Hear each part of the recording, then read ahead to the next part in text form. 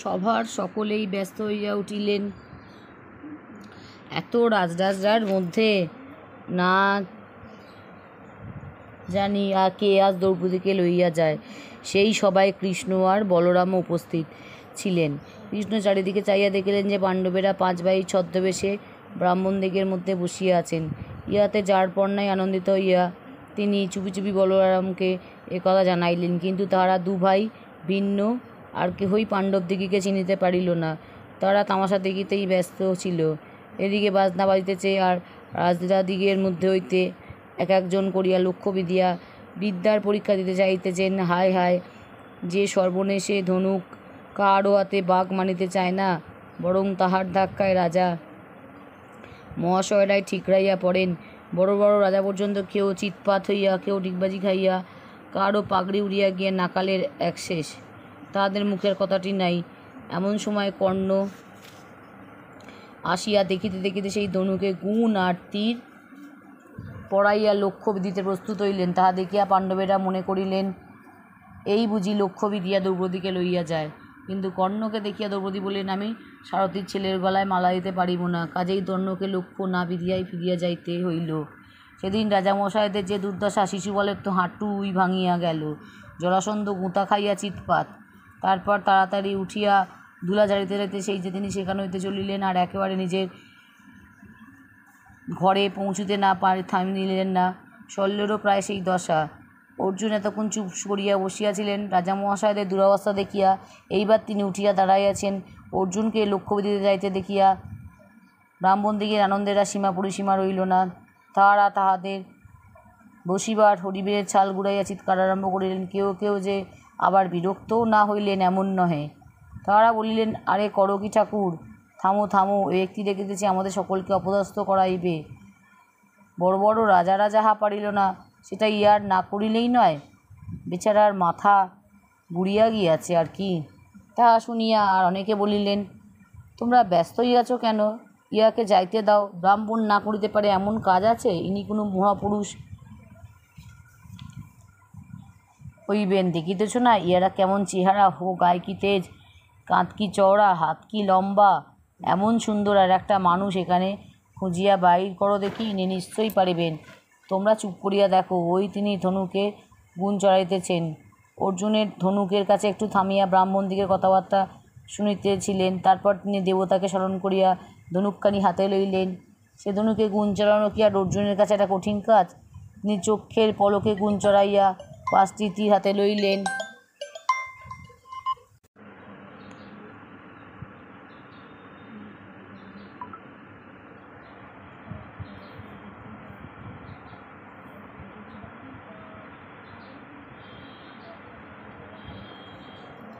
অর্জুন ধনুকের কাছে একটু থামিয়া ব্রাহ্মণদিগের কথাবার্তা শুনিতে লাগিলেন।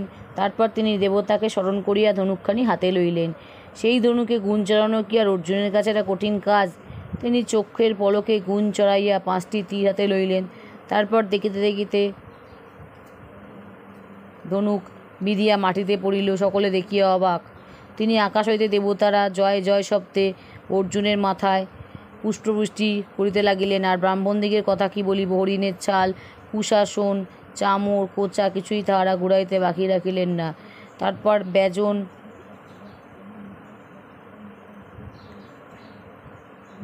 বাজনদারেরা যে তাহাদের সকলগুলি ঢাক, ঢোল, সানাই, কাঁড়া আর কাঁসি একসঙ্গে বাজাইয়া একটা প্রকাণ্ড কাণ্ড করিয়াছিল, তাহা যদি শুনিতে। সেই আনন্দ কোলাহলের ভিতরে দ্রৌপদী হাসিতে হাসিতে অর্জুনকে মালা পরাইয়া তাহার কাছে রাখিয়া দাঁড়াইলেন। এদিকে কিন্তু রাজামহাশয়দের মুখ ভাড়া, চোখ লাল।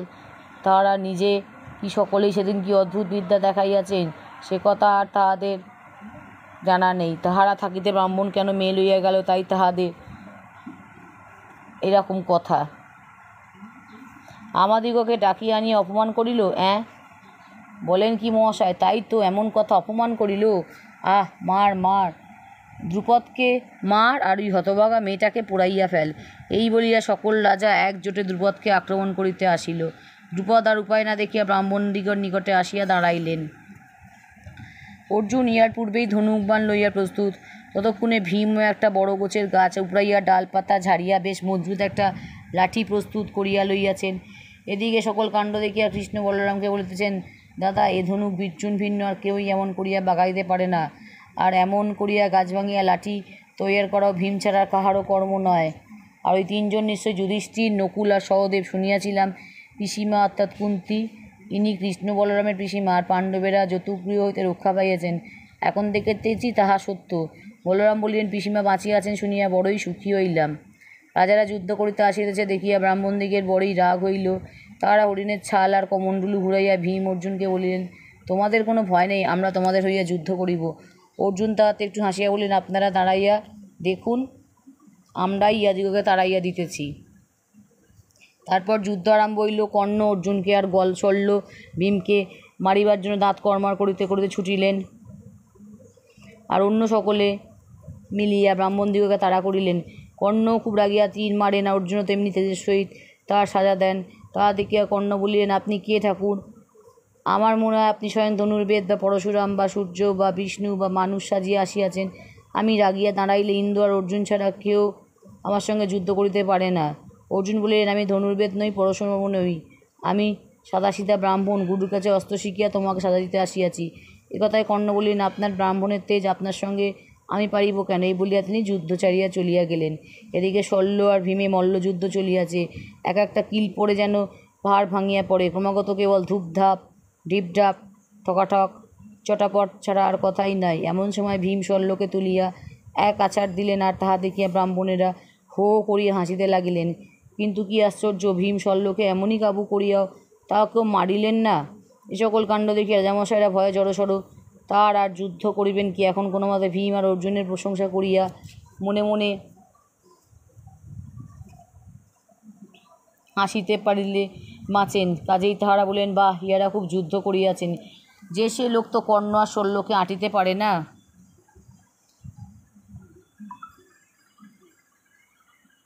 ব্রাহ্মণ হাজার দোষী হইলেও তাহাকে মাপ করিতে হয়। ইহাদের সহিত আমাদের যুদ্ধ করিয়া কাজ নাই। যদিও দরকার হইলে অবশ্য আমরা একটা কাণ্ড কারখানা করিয়া ফেলিতে পারিতাম। তাহা শুনিয়া কৃষ্ণ বলিলেন, রাজামহাশয়রা ঠিক বলিয়াছেন, ইহারা উচিত মতোই রাজকন্যাকে পাইয়াছেন, এদের সঙ্গে যুদ্ধ করিয়া আপনাদের কাজ নাই। কাজেই তখন রাজারা চলিয়া গেলেন। এদিকে কুন্তী সেই কুমারের ঘরে বসিয়া ভাবিতেছেন, পুত্রেরা কেন এখনও ভিক্ষা লইয়া ঘরে ফিরিল না? দুষ্ট ধৃতরাষ্ট্রের লোকেরা কি তাহাকে মারিয়া ফেলিল, নাকি রাক্ষসেরা তাহাদের কোনো অনিষ্ট করিল? এমন সময় ভীম আর অর্জুন আসিয়া বাহির হইতে বলিলেন, মা, আমরা আজ একটা বড় সুন্দর জিনিস আনিয়াছি। কুন্তী ভিতরে বলিয়াছিলেন, দেখিতে পান নাই? তিনি বেশি না ভাবিয়াই বলিলেন, যাহা পাইয়াছ তাহা তোমাদের সকলেরই হোক। বলিতে বলিতেই দেখেন, ও মা, কি সর্বনাশ! এত সাধারণ জিনিস নয়, এই যে রাজকন্যা। এখন উপায়? কুন্তী যে সকলেই হউ বলিয়া দিয়ে বসিয়াছেন, এখন উপায়? এই কথা মিথ্যা হইয়া গেলে কুন্তীর পাপ হয়, সত্য হইতে হইলে 5 জন মিলিয়া দ্রৌপদীকে বিবাহ করিতে হয়।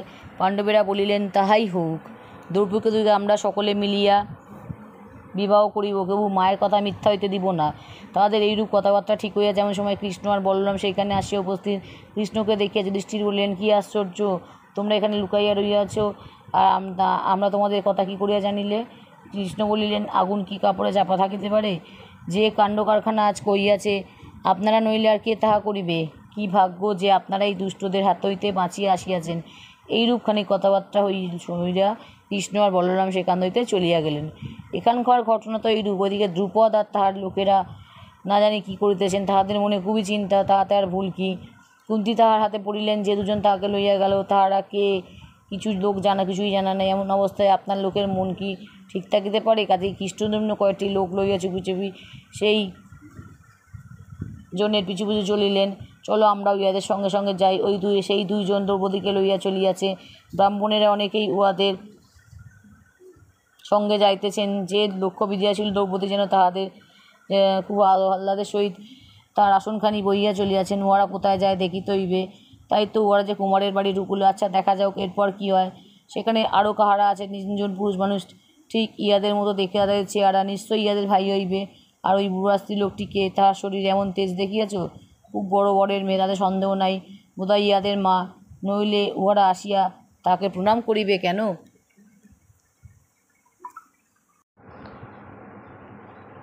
দ্রৌপদীকে সেই স্ত্রীলোকটির কাছে রাখিয়া উহারা কোথায় বাহির হইয়া গেল? বোধহয় ভিক্ষায়। ওই তাহারা ভিক্ষা লইয়া ফিরিয়াছে। আজ দেখো ছোট চারিজন তাহারা ভিক্ষায় জিনিস তাহাদের বড় ভাইটির সামনে আনিয়া রাখিতেছে। ওরা নিশ্চয়ই খুব ধার্মিক লোক। দেখো না, সকলের আগে ভিক্ষার জিনিস দেবতাকে দিল, আর দেখো কেমন দাতা। ওর ভিতর হইতে আবার ব্রাহ্মণদিগকে কেমন দিতেছে। আচ্ছা, ওরা তো 7 জন লোক, কিন্তু ভিক্ষার জিনিস মোটে 2 করিল কেন? ওহো, দেখিয়াছ, 1 ভাগের তাবতী ওই কাণ্ডটি একলা নিল। তা ওরা যেমন শরীর আহ্লাদিও তাহারটিও তো তেমনই চাই। কম খাইলে কি আর বড় গাছ লইয়া রাজামহাশয়দিগকে এই সাহায্য দিতে পারিত?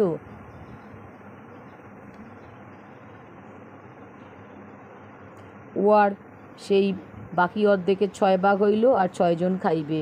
বরং ভিখারির খাওয়া দাওয়া তো বেশ সহজ। ওই শেষ খাইয়াই ইহারাই সব পরিষ্কার। ছোট 2টি ভাই কুশ বিছাইতেছে, বিছানাও বেশ পরিষ্কার। কুশের ওপর হরিণের ছাল বেস্ত। 5 ভাই দক্ষিণ শুয়রি হইয়া শুইয়া, ওদের মা ওদের মাথার কাছে, আর ওই দেখো দ্রৌপদী পায়ের কাছে শুইয়া। কিন্তু দেখিলে পায়ের কাছে শুইয়াই কি এমন সুখী? শোনো শোনো, ওরা কি কথাবার্তা বলে! যুদ্ধের কথা, অস্ত্রশস্ত্রের কথা, কি সুন্দর কথাবার্তা! এরা নিশ্চয়ই ক্ষত্রিয় আর বড় লোক। চলো যাই, রাজা বলি গিয়া। এইরূপ দেখিয়া শুনিয়া ধৃষ্টদ্যুম্ন ও তাহার দলের লোক চলিয়া আসিলেন। এদিকে দ্রুপদ যারপরনাই ব্যস্ত হইয়া আছেন। ধৃষ্টদ্যুম্ন আসিতেই তিনি জিজ্ঞাসা করিলেন, কি দেখিলে বাবা? আমাদের কৃষ্ণ কাহারাতে পড়িয়াছে। সে লোকটি কি অর্জুন হইবে? আহা, কৃষ্ণ আমার কোনো ছোট লোকের হাতে পড়ে নাই তো?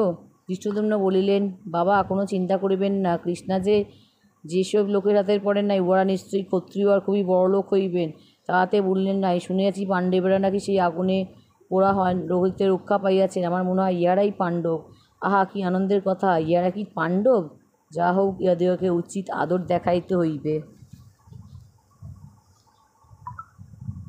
রাজপুরোহিত ছুটিয়া সেই কুমারের বাড়িতে চলিলেন। সেখানে আসিয়া যখন যুধিষ্ঠিরের নিকট সকল কথাই জানিতে পারিলেন, তখন তাহার আনন্দ দেখে কে! ইহারই মধ্যে রাজবাড়ি হইতে সোনা রথ লইয়া লোক উপস্থিত। সেই রথে চড়িয়া সকলে রাজবাড়ি আসিলেন। সেখানে কত রকম জিনিস দিয়া যে তাহাদিগকে আদর করিল তাহার সীমা নাই। আর তাহাদের আয়োজনের কি বলিব! খাওয়া দাওয়ায় মিঠাই, সন্দেশ, আমি কখনো এরকম দেখি নাই। পাণ্ডবেরা দামি জিনিস তাহাদিগকে পোশাক পরিয়া সোনার থালায় সে সকল মিষ্টান্ন আহার করিলেন। যে সকল জিনিস তাহাদিগকে দেওয়া হয়েছিল, তাহার মধ্যে অস্ত্রশস্ত্র ছাড়া আর কিছু তাহারা লইলেন না। ইহাতে নিশ্চয়ই বুঝা গেল যে ইহারা ক্ষত্রিয়। তথাপি দ্রুপদ তাহাদিগকে বিনয় করিয়া বলিলেন, আপনারা কে? আমরা তাহা জানি না। আপনারা নিজের নিজের পরিচয় দিয়ে আমাদিগকে সুখী করুন। একথার উত্তরে যুধিষ্ঠির বলিলেন, মহারাজ, আপনি কোনো চিন্তা করিবেন না। আমরা ক্ষত্রিয়, মহাত্মা পাণ্ডুর পুত্র। কুন্তী দেবী আমাদের মাতা। আমি সকলের বড়। আমার নাম যুধিষ্ঠির। ইহার নাম ভীম। ইনি অর্জুন, যিনি লক্ষ্মী দিয়াছিলেন। মা আর দ্রৌপদীর সঙ্গে যে 2টি আছেন, তাহাদের নাম নকুল আর সহদেব। যুধিষ্ঠিরের কথা শুনিয়া দ্রুপদ আহ্লাদে কিছুক্ষণ কথা কহিতে পারিলেন না।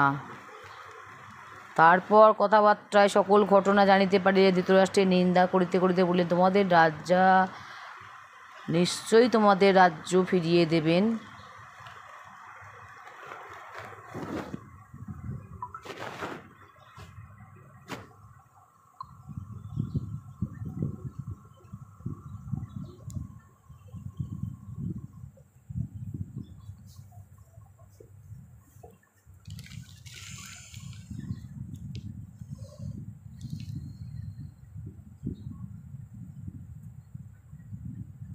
তারপর বিবাহের কথা।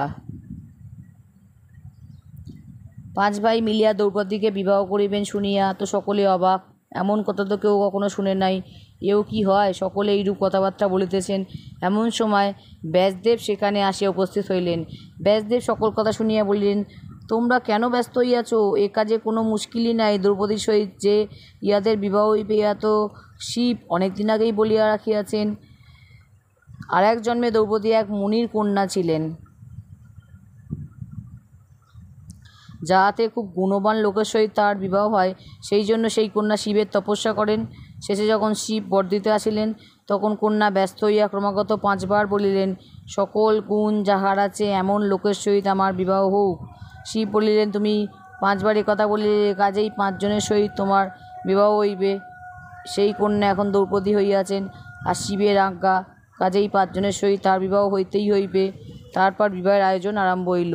কত লোক, কত বাদ্য, কত গান, কত সাজ, কত আলো, কত পূজা, কত আনন্দ, হাতি ঘোড়া, রত্ন অলঙ্কার, দাস দাসী প্রভৃতি যৌতুকী বা কত, তাহারা দেখিতে আসিয়াছিল। এত আয়োজন আর এমন সুন্দর বর কন্যা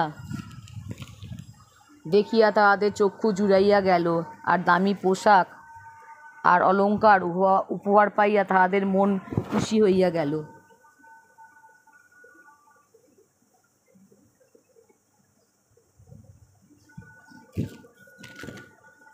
দুর্যোধন আর তাহার দলের লোকেরা দেখিলেন যে পাণ্ডবদিগকে তাহারা পোড়াইয়া মারিয়াছেন বলিয়া মনে এত সুখবোধ করিয়াছিলেন, সেই পাণ্ডবদিগের সহিত দ্রৌপদীর বিবাহ হইয়াছে। যিনি লক্ষ্য ভিদিয়াছিলেন তিনি অর্জুন, আর যিনি শল্যকে আশ্রাইয়াছিলেন তিনি ভীম, আর কেহ নহেন। এখন তাহাদের যে দুঃখ, তাহারা এত চেষ্টা করিলেন তবুও পাণ্ডবেরা মরিল না, কি অন্যায়! সেই পাণ্ডবেরাই নিতান্তই দ্রৌপদীকে পাইল। পুরোচনটা একেবারেই গাদা ছিল, তাহারই বুদ্ধির দোষে পাণ্ডবীরা বাঁচিয়া গিয়াছেন। ক্রমে এই সংবাদ বিদুরের নিকট পৌঁছিল। তাহা শুনিবা মাত্রই তিনি ধৃতরাষ্ট্রের নিকট গিয়া বললেন, মহারাজ, স্বয়ংবর সভায় কৌরবেরা জিতিয়াছে। অবশ্য পাণ্ডবেরাও তো কৌরব, কাজেই বিদুর ঠিকই বলিয়াছেন। কিন্তু ধৃতরাষ্ট্র তাহা বুঝিতে না পারিয়া বললেন, কি সৌভাগ্য বিদুর, কি সুখে এই সংবাদই শোনাইলে। শীঘ্র দুর্যোধনা দ্রৌপদীকে এখানে নিয়ে আসুক। বিদুর বলিলেন, মহারাজ, পাণ্ডবেরা দ্রৌপদীকে পাইয়াছেন, তাহারা সকলেই ভালো আছেন, আর সেখানে তাহাদের অনেক বন্ধু জুটিয়াছে। এই সংবাদে ধৃতরাষ্ট্রের মনে খুবই দুঃখ হইল, কিন্তু তিনি সামলাইয়া গিয়া বলিলেন, তা ভালোই হইয়াছে। আমি আমার নিজের ছেলেদের চেয়েও পাণ্ডবদিগকে বেশি ভালোবাসি। আমার ছেলেগুলি বড় দুষ্ট, ওরা পাণ্ডবদের হাতে খুবই সাজা পাইবে। বিদুর বলিলেন, মহারাজ, সকল সময় যেন আপনার এইরূপ বুদ্ধি থাকে। এই কথাবার্তার কথা জানিতে পারিয়া দুর্যোধন আর কর্ণ গোপনে ধৃতরাষ্ট্রকে বলিলেন, আপনি বিদুরের কাছে শত্রুর প্রশংসা করিলেন কেন? উহাদিগকে এই বেলা জব্দ না করিতে পারিলে শেষে আমাদের বিপদ হইবে। ধৃতরাষ্ট্র বলিলেন, আমারও সেই মত। কেবল বিদুরের কাছে মনের কথা লুকাইবার জন্য পাণ্ডবদের প্রশংসা করি। ও তাহা কিছুই বুঝিতে পারে না। সুযোধন, তুমি কি কইতে চাও বলো? সুযোধন কে বুঝিলে? দুর্যোধন। বাপ কিনা ছেলেকে আদর করিয়া মিষ্ট নামে ডাকিয়া থাকে, তাই ধৃতরাষ্ট্র দুর্যোধনকে বলিতেছেন সুযোধন। দুর্যোধন পাণ্ডবদিগকে মারিবার জন্য কত রকম উপায়ের কথাই ভাবিতেছেন।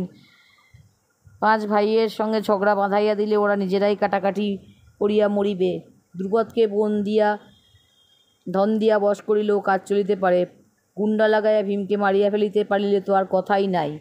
আর কিছু না হয় তাহাদিগকে ভুলাইয়া এখানে আনিয়া মারিবার বন্দী করিলেও মন্দ হয় না।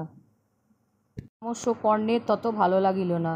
তাহার ইচ্ছা এখনই যুদ্ধ করিয়া পাণ্ডবদিগকে বধ করেন।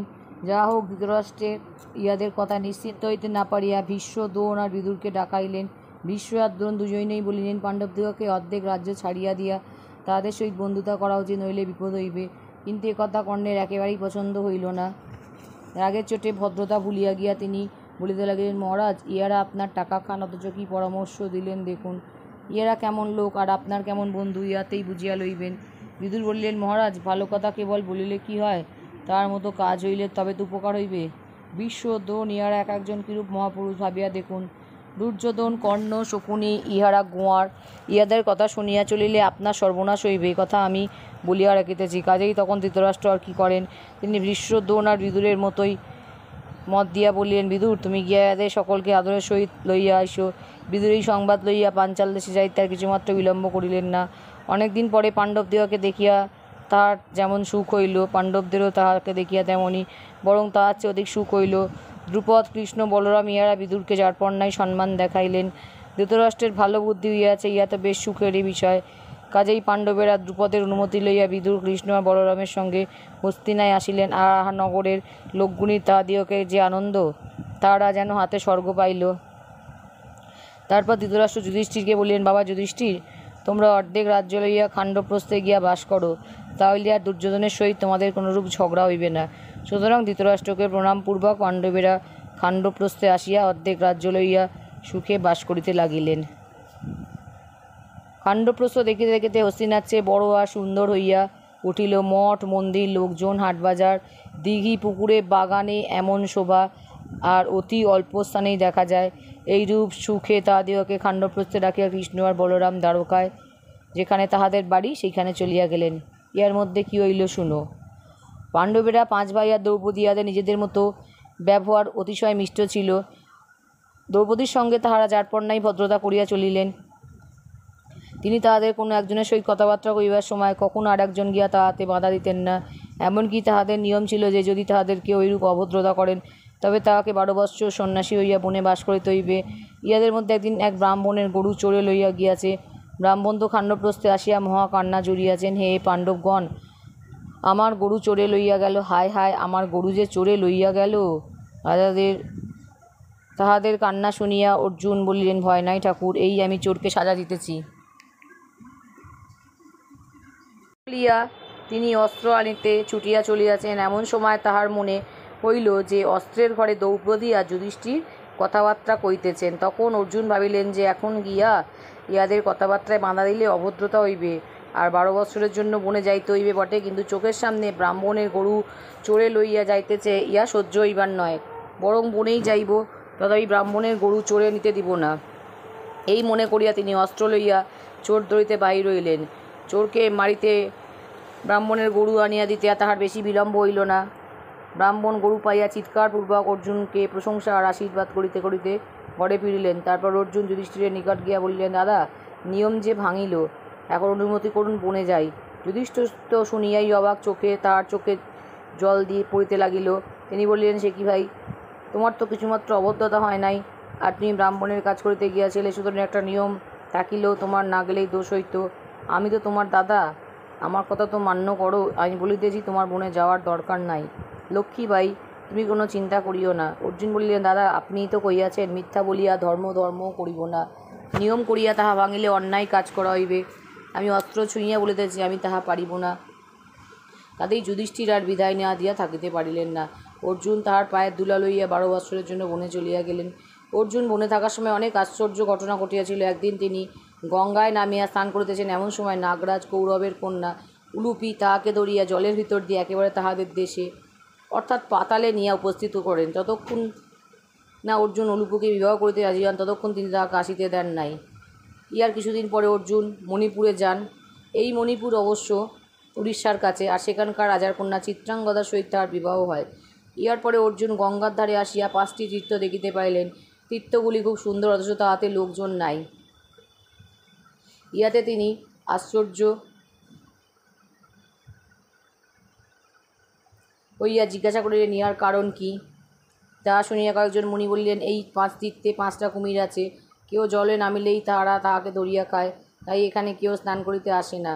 এ কথা শুনিয়া অর্জুন কুমির দেখিতে চলিলেন। মুনিরা অনেক নিষেধ করিলেও শুনিলেন না। এই 5 তীর্থে ডাকটাতে গিয়া অর্জুন স্নান করিবার জন্য যেই জলে নামিয়াছেন, অমনি এক প্রকাণ্ড কুমির আসিয়া তাহার পা কামড়াইয়া ধরিয়াছে, আর অর্জুনের সেই মুহূর্তে কুমিরকে ধরিয়া টানিতে টানিতে একেবারে ডাঙায় টানিয়া তুলিয়াছেন। কিন্তু এ কি আশ্চর্য, ডাঙায় আসিয়াই কুমির আর কুমির নাই, সে পরমা সুন্দরী এক কন্যা হইয়া গিয়াছে। অর্জুন তো দেখিয়াই অবাক। তিনি কন্যাকে জিজ্ঞাসা করিলেন, ইহার অর্থ কি? তুমি কে? কন্যা বলিল, মহাশয়, আমি অপ্সরা, আমার নাম বর্গা। আমার 4টি সখী আছে, তাহাদের নাম সৌরভেয়ী, সমীচি, বুদবুদা আর লতা। আমরা এক তপস্বীকে অমান্য করিয়াছিলাম, তাহাতে তিনি রাগিয়া আমাদিগকে কুমির করিয়া দেন। তপস্বী বলিয়াছিলেন, যে কোনো মানুষ আমাদিগকে জল হইতে টানিয়া তুলিতে পারিলেই আমাদের শাপ দূর হইবে। তাই আমরা 5 জন এই তামাস তীর্থে বাস করি, আর মানুষ জলে নামিলেই তাহাকে তরিয়া লইয়া যাই। কিন্তু এ পর্যন্ত আর কেহ আমাদিগকে টানিয়া ডাঙায় তুলিতে পারে নাই। কাজেই আমরাও এতদিন কুমির হয়ে থাকিয়া গিয়াছি। আজ আপনি আমাকে রক্ষা করিলেন, এখন আমার সখী 4টিকে দয়া করে উদ্ধার করুন। অর্জুন তখনই তার 4 তীর্থে গিয়া সেখানকার 4টি কুমিরকে টানিয়া তুলিলেন। 5টি অপ্সরা পাপের দায় হইতে রক্ষা পাইয়া স্বর্গে চলিয়া গেল। ইহার পর নানা প্রকার তীর্থ দেখিতে দেখিতে অর্জুন ক্রমে প্রভাস তীর্থে উপস্থিত হইলেন। এই তীর্থ কৃষ্ণের রাজ্যের মধ্যে। কৃষ্ণ অর্জুনের সংবাদ পাইয়া সেখানে আসিয়া তাহাকে দ্বারকায় লইয়া গেলেন। বলরাম এবং কৃষ্ণের একটি ভগিনী ছিলেন, তার নাম সুভদ্রা। সুভদ্রার সহিত যেমন করে অর্জুনের বিবাহ হইয়াছিল সে এক আশ্চর্য কথা। রূপে গুণে সুভদ্রার মতো মেয়ে অতি কমই দেখা যায়। তাহাকে দেখিয়া অর্জুনের বড়ই ভালো লাগিল। কৃষ্ণ অসাধারণ বুদ্ধিমান লোক ছিলেন। তিনি সহজেই বুঝিতে পারিলেন যে অর্জুন সুভদ্রাকে বিবাহ করিতে চাহেন।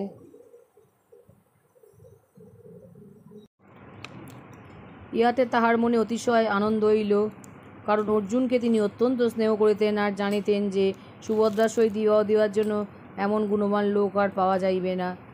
এখন এই বিবাহ কীরূপে হইতে পারে, কৃষ্ণ তাহাই ভাবিতে লাগিলেন। ক্ষত্রিয়দের বিবাহের নানারূপ নিয়ম আছে।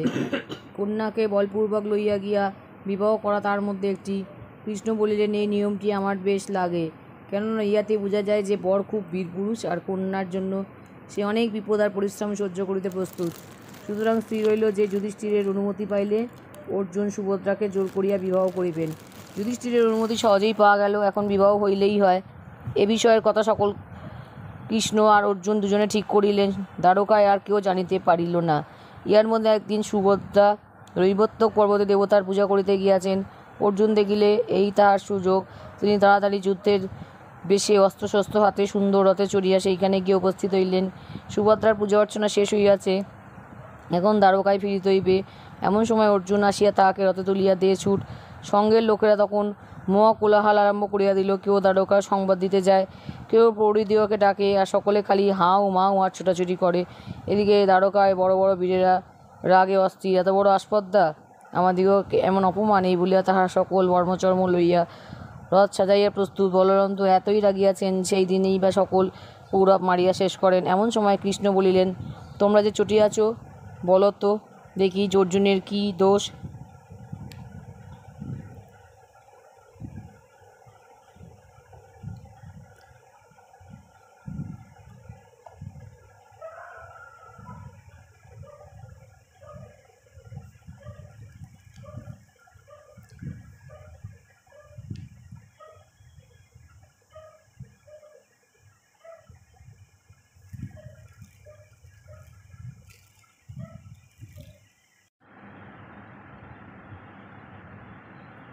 ক্ষত্রিয়রা তো এইরূপ বিবাহকেই খুব ভালো বিবাহ বলে করে। অর্জুন তাই করিয়াছেন। অর্জুন সুভদ্রাকে বিবাহ করিবেন, ইয়া আমাদের পক্ষে নিতান্ত সুখেরই কথা। আর তিনি বীরপুরুষ, সুতরাং জোর দেখানো তাহার মতো লোকের উপযুক্ত কাজই হইয়াছে। তোমরা যে ইহাতে অপমান মনে করিতেছ, অপমান কিসে হইবে জানো? যদি অর্জুন সুভদ্রাকে লইয়া দেশে চলিয়া যায় তবেই অপমান। আর সে কেমন বীর তাহাও তো জানো। জোর করিয়া তাহাকে কিছুতেই আটকাইতে পারিবে না। আমার কথা যদি শুনো, তবে এই বেলা তাহাকে মিষ্ট কথায় খুশি করিয়া ফিরাও, তাহাকে ঘরে আনিয়া আদর করিয়া বিবাহ দাও। তা হইলে আর অপমানের কথা থাকিবে না, আনন্দের কথা হইবে।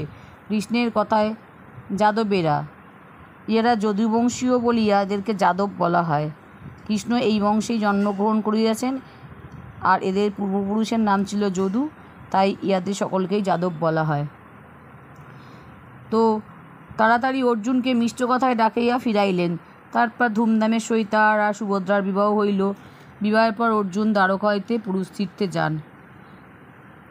এইরূপে ক্রমে তাহার 12 বৎসর বনবাস শেষ হওয়াতে তিনি সুভদ্রা এবং কৃষ্ণ, বলরাম প্রভৃতিকে সঙ্গে লইয়া খাণ্ডবপ্রস্থে চলিয়া আসিলেন। সেখানে কয়েকদিন খুব আনন্দের কাটিল। তারপর কৃষ্ণ ছাড়া যাদবদিগেরা সকলে চলিয়া গেলেন।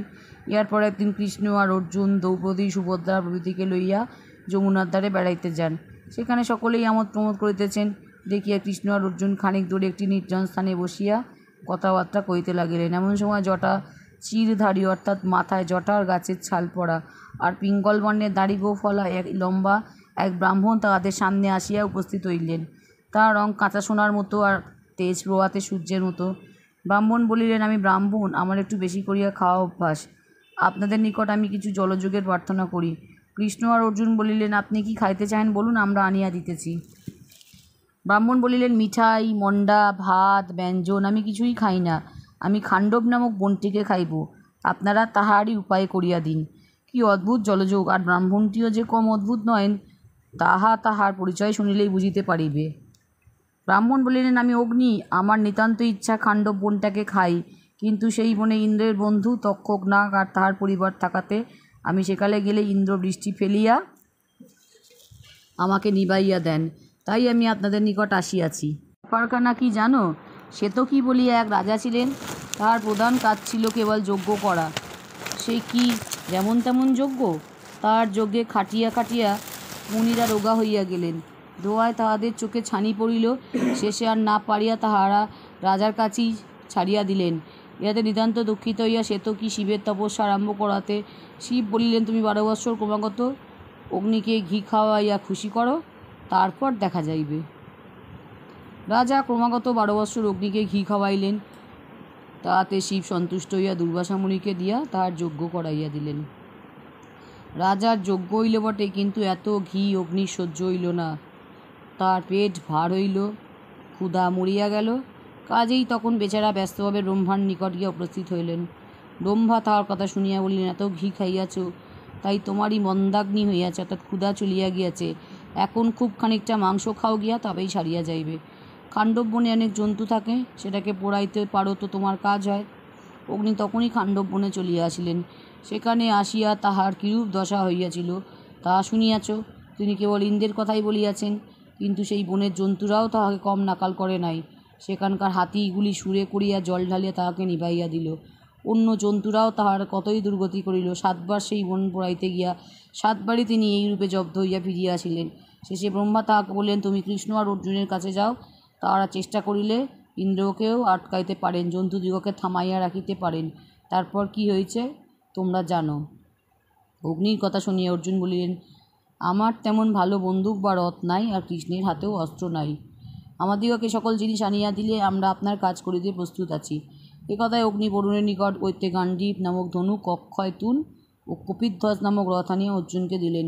সেই রথের উপরে এক ভয়ঙ্কর বানরের মূর্তি থাকাতে উহা কপিধ্বজ নাম হয়। অতি আশ্চর্য রথ, বিশ্বকর্মার তৈরি, ঘোড়াগুলি গন্ধর্বের দেশে। আর ধনুকের কথা কি বলিব, নিজে ব্রহ্মা উহা প্রস্তুত করেন। অর্জুন সে ধনুকে গুণ চড়াইবার সময় তার ভীষণ শব্দে ত্রিভুবন কাঁপিয়া উঠিল। অগ্নি অর্জুনকে এই সকল অস্ত্র জিনিস আর কৃষ্ণকে সুদর্শন নামক একখানি চক্র, অর্থাৎ চাকার ন্যায় অস্ত্র, আর কৌমোদকী নামক একটি গদা দিলেন।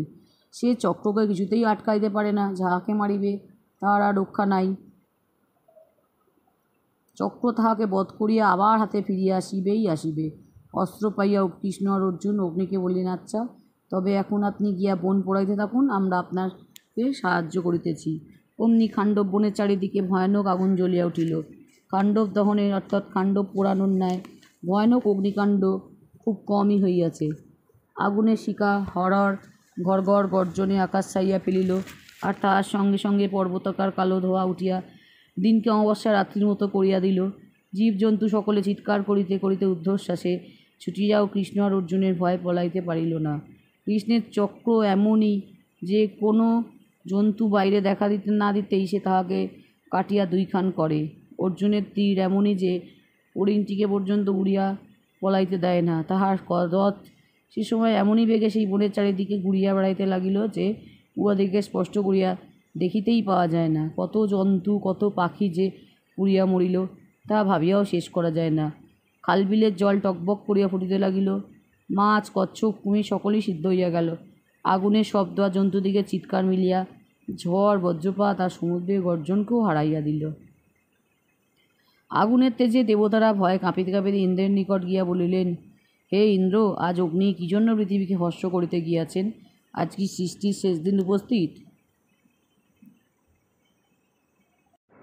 তাহাদের কথা ইন্দ্র অমনি 49 পবন আর ঘোরতর কালো মেঘ সকলকে লইয়া আগুন নিবাইতে চলিলেন। কিন্তু সে আগুনের তেজে তাহার মেঘ বৃষ্টি আকাশেই শুষিয়া গেল। মেঘ হারিলে ইন্দ্র মহামেঘদিগকে ডাকিলেন, যাহারা মনে করিলে ব্রহ্মাণ্ড তল করিয়া দিতে পারে। কিন্তু সেই সাংঘাতিক মেঘও অর্জুনের বাণে উড়িয়া গেল। সেই বনে ইন্দ্রের বন্ধু তক্ষক সাপের বাড়ি। তখন তক্ষক বাড়ি ছিলেন না, কিন্তু তাহার স্ত্রী পুত্র ছিলেন। তক্ষকের পুত্র অশ্বসেনের মা তো পুড়িয়া মারাই গেলেন। ইহার মধ্যে ইন্দ্র একবার ফাঁকি দিয়া অর্জুনকে অজ্ঞান করিতে পারিয়াছিলেন, তাই রক্ষা, নইলে অশ্বসেনকেও তার মায়ের সঙ্গেই যাইতে হইত।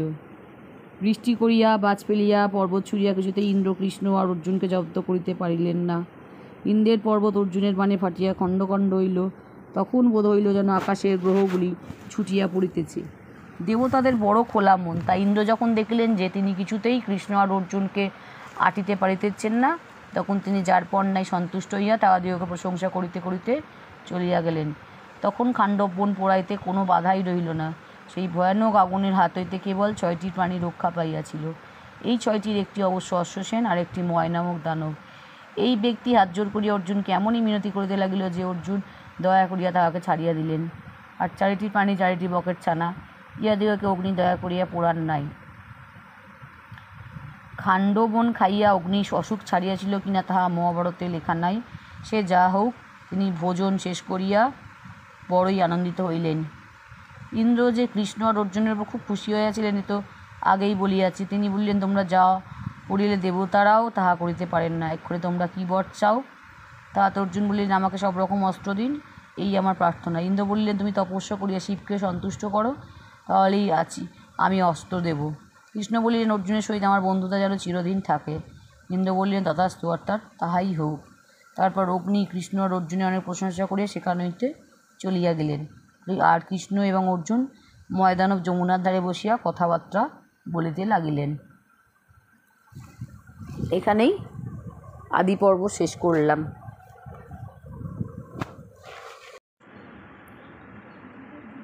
সভার সকলেই ব্যস্ত হইয়া উঠিলেন।